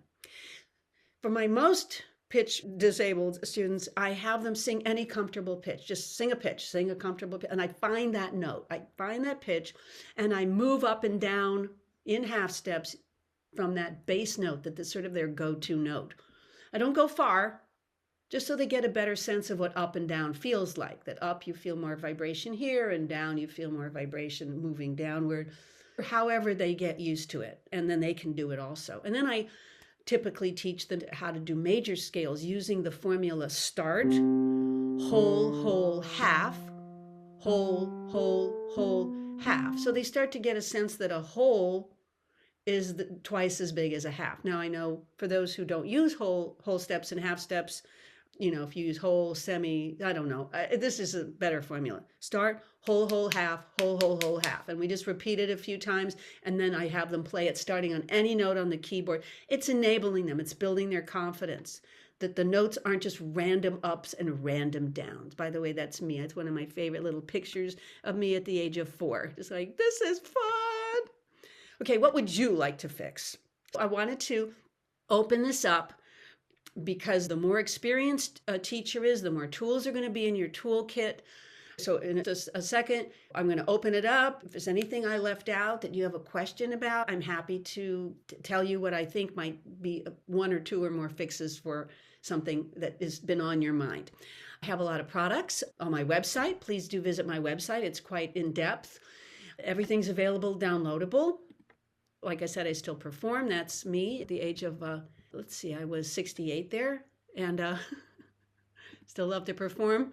I am planning, we'll see if it happens, but there's a good chance that when I have my new building built here on the property, that I'm going to create a video course, an online teacher training course, so that my legacy of all my 60 plus years, I'll be 70 next year, my 60 plus years will be to help people do this thing that we all love so much and is still full of mystery and delight. Please do sign up for my newsletter. I don't send it out very often, but I do a lot of workshops and would like to keep you posted about those. And you can email me at that email address if you have any questions or comments. But if you're interested in learning more about this potentially happening teacher training course that I've been requested to do for many years now, it may be 2026, maybe 2027, but it's going to be good. Whatever it is, it's going to be super good. So Izzy, let's start with you. So helpful, so wonderful. I'm taking lots of notes. And thank you very much. And I just have a question about vocal fatigue, Yes. especially in evolving voices, like as you go on in the set and singing, where you start feeling tired and your voice starts almost disappearing, or the vibrato that was there is just getting stuck. It's just losing. And not only that, even starting to get out of tune because of the fatigue. And what style of singing do you do? Like pop, jazz, yes. Okay. But I had a question on teenage breathiness, but you tackled it, so thank you. Good. All right. So hydration is one thing. Hydration needs to be hard work. It's something you have to do all the time, except one place. One thing that I highly recommend that nobody drinks a glass of water before they go to sleep at night. A lot of singers do. Do you drink a glass of water before you go to sleep at night? Variably. Usually even a little like tiny cup. The problem is that reflux is a huge problem for singers. And the act of singing increases reflux because your stomach's here, your diaphragm is here, and there's this kind of bougie, bougie, bougie thing that goes on all the time that non-singers don't have to deal with, especially if you sing loudly or long, long phrases. It can really make reflux. And so reflux is one of the main issues for singers in terms of vocal fatigue. And we often think of reflux as being stomach contents, meaning I'm throwing up in my mouth. No, it can be the gas. Turns out, this I don't know why this isn't widely known, but it's because I go to every conference that I can afford to, is that the gases in the stomach contain the same 3 harmful things that actual stomach contents contain.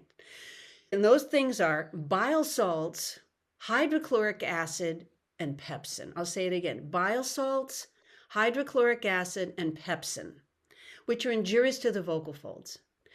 And it can just be in the gas. You could be while you're sitting there. You could be burping and gasifying the vocal folds and the larynx. And a lot of people have reflux issues that they don't realize they do. But vocal fatigue and this kind of roughness and the red feeling, burning feeling, you can have reflux with no burning feeling, but eventually it starts to burn. Also, I knew I had terrible reflux when I hit 51. So that's the beginning of the menopause and the lowered estrogen. So I talk to my lady students about this. If they're having vocal fatigue or vocal problems, and they're in 50, 51, 52, it's usually low estradiol. And there's this thing called the upper esophageal sphincter. Sorry, we have one of those too. I'm talking about the lower esophageal sphincter. Turns out that for many women, low estrogen, that is typical of menopause, loosens the lower esophageal sphincter, making reflux more common. So it can be something as simple as, do not drink or eat anything 3 hours before bed. Nothing. And just try that for a couple of weeks and see if you feel like your voice is sweeter, smoother, more velvety, and you have more vocal stamina. Now, there are also products that I recommend. And in the UK, you have Gaviscon, which I find revolting. We have here, it's called Esophageal Guardian, and it's a little berry tablet, and it has the same active ingredient as Gaviscon does, which is this very interesting ingredient called alginic acid. It's an algae. And Esophageal Guardian and Gaviscon will create a little raft of foam on the top of your stomach to help keep, but traditionally it only lasts for 4 hours. So I tell my students, if I know they have reflux, because usually I can hear it. There's a sound. It reminds me of hamburger cooking. And they say, no, I don't have reflux. And then they get scoped and they have. So a lot of people have, that could be part of it. So lots of constant hydration. You have to start hydrating the day before. You can't just drink a few sips before you go on stage.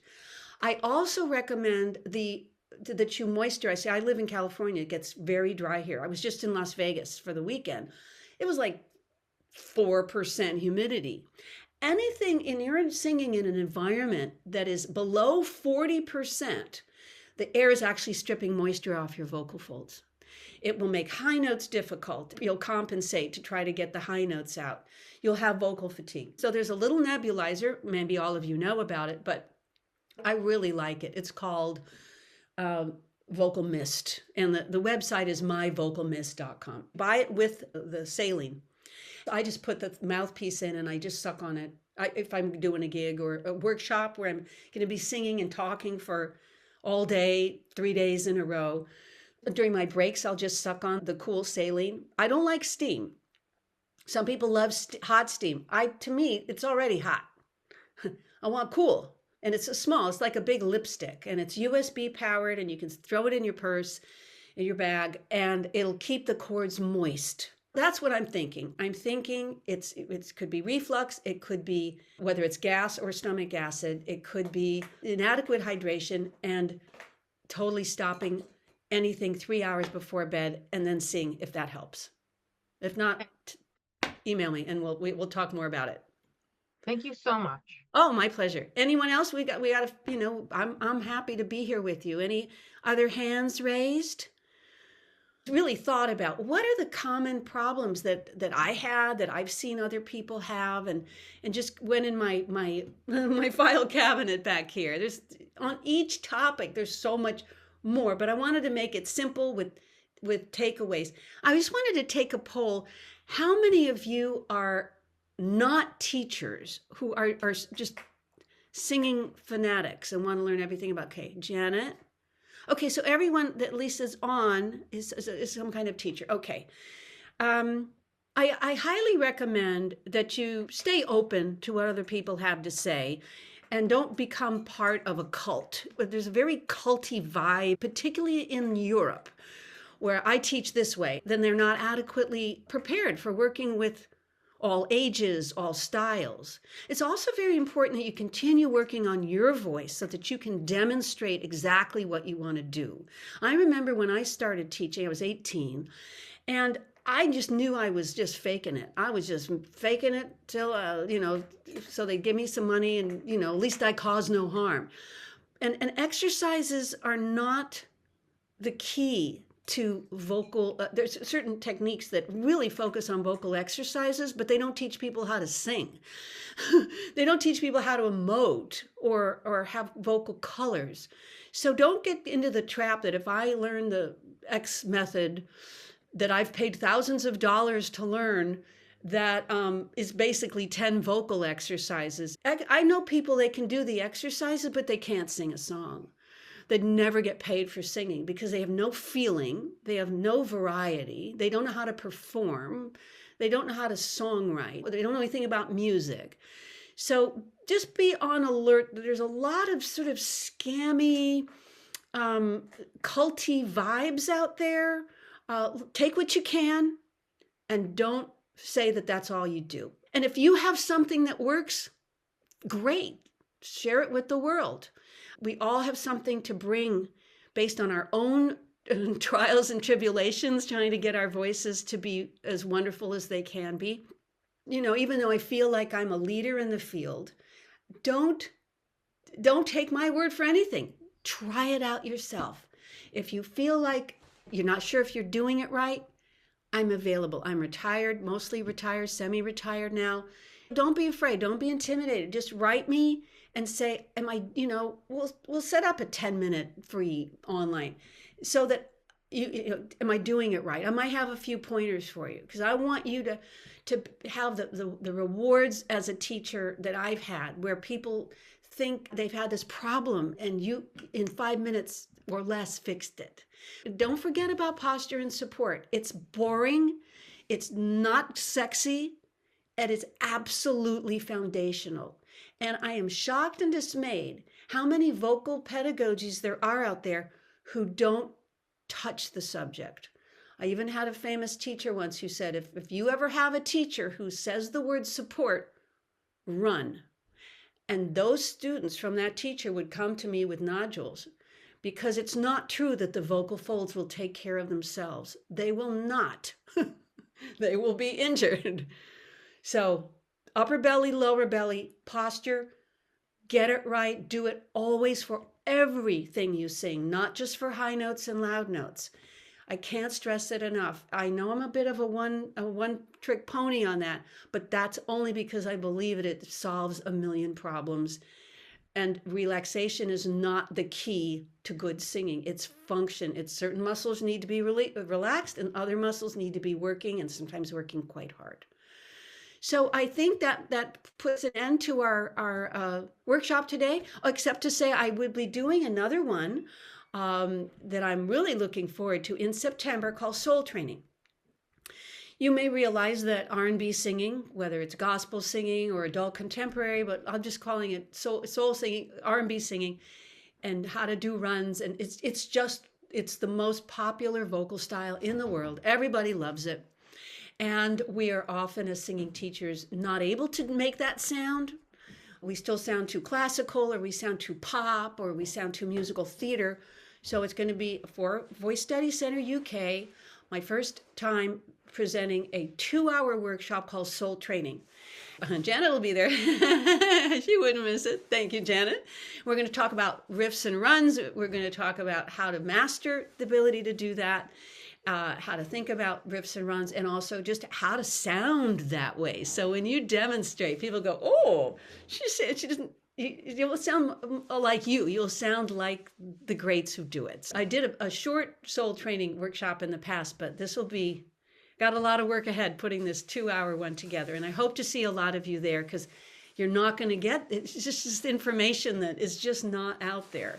I go to different kinds of R&B singing. I never learn. I want to learn. I want the teachers to be better. And I'm enthralled with their wonderful, charismatic personality, but I don't walk away with anything new. So my goal for you as my guest is to walk away going, I have stuff to play with. And also just from today, I hope when we hang up in 30 seconds or whatever, that you try out some things. And Izzy, do that pterygoid. It's really, really tight. Now, Brooke, yes, respiratory physio. I forgot to look here on my bad. I really, I do massage. I get massages. I'm a little confused about the lower belly going in. Can you please demonstrate, explain a little more on how you do that as you keep so you don't just keep the upper belly out, you firm it out. So what you do is, oh, I've been sitting, huh? Can you all see me? So upper belly, here's my magic spot. It's a little bit lower than most people's. Most people's is right there. So mine's about an inch lower. Shh, shh, shh, shh, shh. So first you discover where that is, and it goes out. Shh, shh, shh. And then you practice that, and then you do the lower belly separately. You put your thumb on your belly button, your navel, your hand below, and you do the same shh pattern slowly. Shh. Really slowly, so you relax it all the way for breathing. Shh. Make sure it goes straight in, not straight in and up or in and down. And definitely not out. People teach it, and I think it's terrible. Shh. Shh. And once it starts going in the right direction, notice that the butt isn't moving. There's no movement here. This is solid. Shh. Shh. And then you try the combo. You tell this what it's supposed to do. You tell this what it's supposed to do. Actually, let me change hands so you can see more clearly. Start with them completely soft. Shh. Shh. You can do short shs, long shs. Make sure you hold the support action a little longer than you need it. And then you relax both of them back to base camp for breathing. And just practicing the shus will train the body parts which direction they're supposed to go in, and then you can do that. What is the reason you do? Oh, suggest tongue isolation, because people have trouble. They tend to lock their jaws if they do a lot of tongue isolation or tongue loosening. I don't think it helps singing at all. I think people who, when you hear them sing and you see that they have a fat, soft, and wide tongue, the good singers have that. If you a tongue all like this, the jaw tends to get more tight. So I call the tongue, I call it a piece of tuna sushi in a boat. It looks like tuna sushi to me. And the boat is the jaw. So I like to encourage jaw movement up and down and not tongue isolation. I just found that people get really hung up on tongue relaxation and tongue, and just, I don't see the purpose. Unless they have a problem enunciating a certain sound, which is pretty rare, I don't think there's any benefit, and it's a waste of time, and actually can have this downside of that they start you singing with their tongue moving, and then they don't move. We want to get that jaw to move up and down. Yes, it was so sad, Brooke, about the COVID, and no, I'm sorry, I have done nothing. I would Google it and see if you can find, there have been a number of papers on long COVID and breathing. Definitely do, respiratory physiotherapy. And singing, and singing loudly, because, you take more air, and singing long phrases, and just inch your way up a little bit more. I also do this thing I call there's so much, upper belly trainer. So what you do is you put your 3 fingers on your upper belly magic spot, and you take a big breath, and you try to hold it for 30 seconds. And if you can only get to 20, you have a number. So you don't need a tool. You don't need to buy a little tool for it. You just go, you take a big breath, and you go, any old breath, doesn't matter.